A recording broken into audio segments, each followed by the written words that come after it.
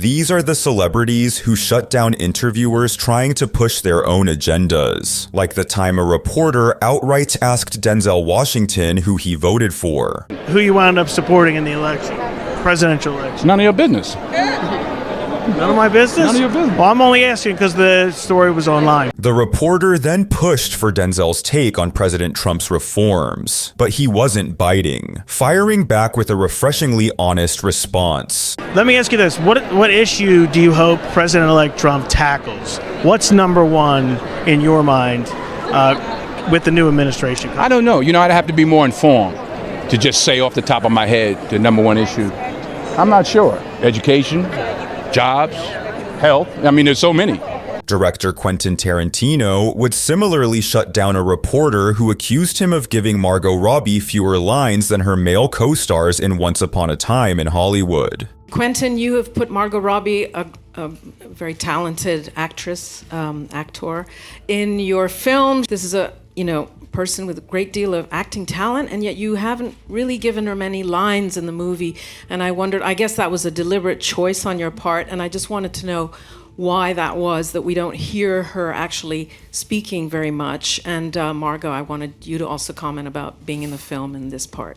Well, I just reject your hypotheses. Tarantino would later address the criticism on Real Time with Bill Maher, where he called out Hollywood for putting agendas ahead of real filmmaking. If somebody brings up something that actually is legitimate, I'll even have a conversation with them about it because I'm actually into interesting thought, and I don't have to even agree with you. Oh, but that's an interesting point. Right. That's an interesting point. But there has become a thing that's gone on. It seems like in this, especially this last year, where what's the word I'm looking at? Ideology is more important than art. Way more, certainly to the awards. Yeah. And it's just, it's like, ideology Right. trumps art. Ideology Ideology trumps individual effort. Ideology trumps good. Ideology trumps entertaining. There's two kinds of movies, virtue signalers and superhero movies. Yeah. And speaking of pushing boundaries, Ricky Gervais doesn't hold back either. When the topic of offensive comedy came up, he dropped a brutally honest take that ended the debate on the spot. That's the thing about offense, isn't it? When people say they're offended, it's that just because you're offended, it doesn't mean you're right. It's offense is about feelings, and feelings are personal. Some people are offended by equality. So what? So you can't second guess people. If you try and please everyone, you'll please no one. With comedy as well, I think you've got to deal with taboos and contentious issues, and sometimes you deal in irony, and some people don't get that, but you can't legislate against stupidity, otherwise you'll be doing nothing. So if you're saying anything, you should polarize. You should polarize because everyone's different. And things got tense when a student called out rapper A$AP Rocky over his lyrics about women. But Rocky wasn't about to let that one slide. I really enjoy listening to hip-hop music, and there is a downside for me in that a lot of the music is quite crude about women and sometimes insulting. So do you think that your music isolates women and prevents us from listening to your music compared to men? At times. At times? And do you think that's okay? Yeah, because I do it to men too. You do it to? It isolates men too. I don't discriminate. Isolates men? Yeah, at times. How many songs you hear? What you? I don't. It's the same thing. You dudes, It's just that we diss men all the time. I don't think it's a point of. What do you want to battle me right now or something? Like you just like wild aggressive. Do like, I seem mad? Is that not aggressive? I do enjoy your music, but I just think that it's. I wonder agree with you. myself. I'm listening to Tiger and I'm thinking, I really enjoy this music, but should I listen to it if it's rude about women or it's making us seem like objects? Should I still listen to it if I don't agree with what they're saying? Well, that's a question that only you can answer. Pharrell Williams was similarly criticized for his lyrics in the song Blurred Lines, especially the line, "I know you want it." But when a reporter tried to corner him over it, Williams didn't back down. Who wrote "I Know You Want It"? Was that you? Yeah, sure.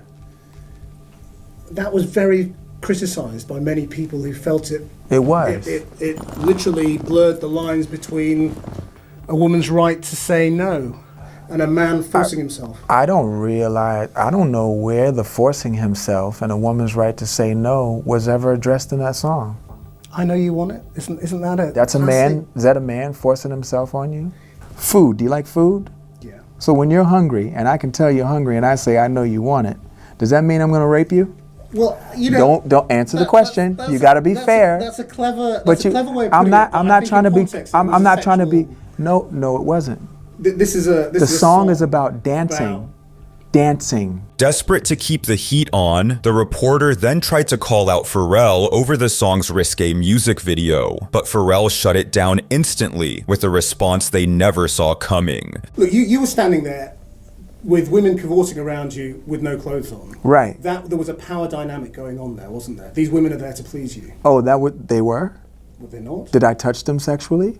You don't need to. They were there with their boobs out. Oh, okay. So let me ask you something. So in a high fashion magazine, when women have their boobs out, is there something sexual there too? It wasn't a high fashion magazine. It was a music video. Oh, well, if you ask the director, who's a female, who wrote it, she was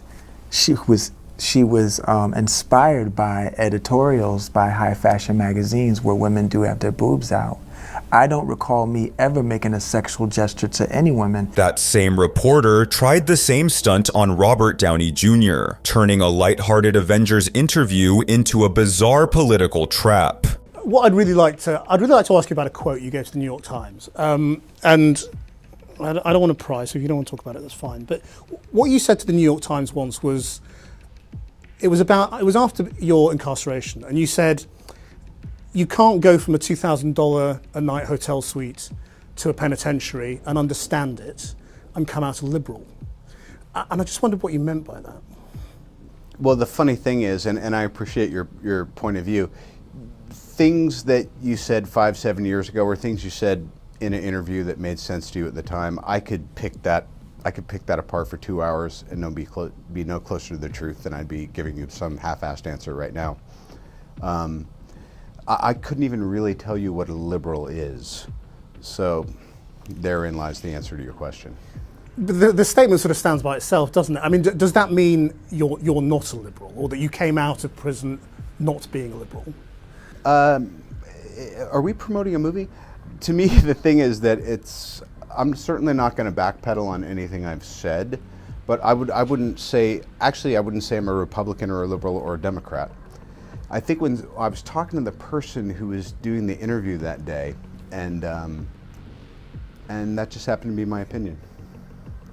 That's the nice thing, is you can have opinions and they kind of change and flow. From this moment on, the interview went off the rails. RDJ's frustration was written all over his face, and he wasn't hiding his disdain for the reporter. I mean, obviously you're doing a promotional round of interviews, and that's why we're talking about the movie, but we also would like to talk a little bit about you, and I don't know how comfortable you are, talking about yourself at the moment. You have as much time as anyone else will. Yeah, well, okay, well then let me just ask you a few more questions, and you can answer them if you want to and not if you don't want to. I mean,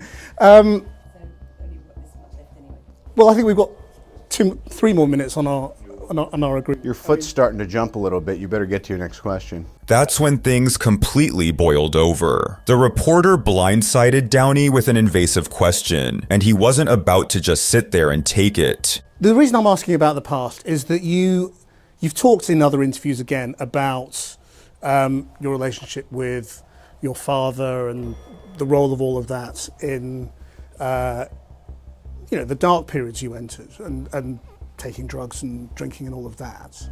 And I just wondered whether you think you're free of all of that, or whether that's still something... I'm sorry, I really don't. What are we doing? Well, I'm just asking questions, that's all. Right. Okay, that's okay. Bye. Thank you guys. Are you... I'm sorry. It's okay. Yeah, you're right. Thank you. Yeah. You seem okay, it's just getting a little dinosaur in your... No, look, I don't want to do that. Elon Musk wasn't having it either, calling out a BBC reporter who claimed Twitter was becoming more hateful and leaving them scrambling under pressure. Particularly around hate speech in the company. Is that what something hate that you speech want are to you address? talking about? I mean, you use Twitter. Right. Do you see a rise in hate speech? Personally, my For You, I would see I get more of that kind of content, yeah, personally. Can you name one example? I honestly don't use.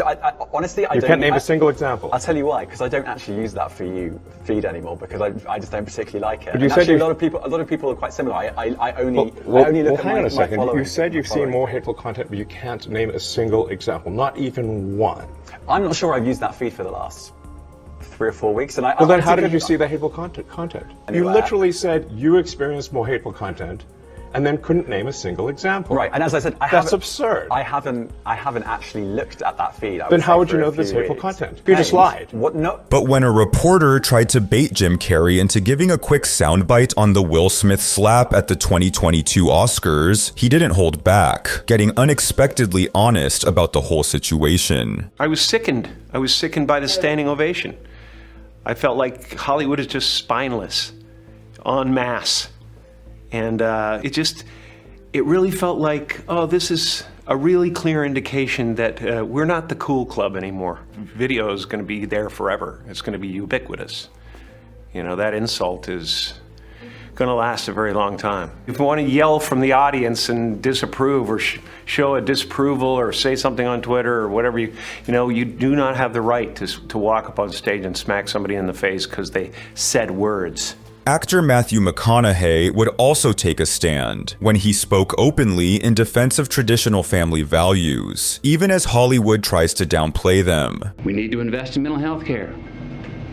We need to save for schools. We need to restrain sensationalized media coverage. We need to restore our family values. We need to restore our American values. And we need responsible gun ownership. Responsible gun ownership. Responsible gun owners are fed up with the Second Amendment being abused and hijacked by some deranged individuals. McConaughey and Denzel Washington both keep it real, arguing that real change starts at home. You know, incarceration rates in America has been a problem, especially as opposed to minorities. Do you think we've made any headway in the I think it's more important to make headway in our own house.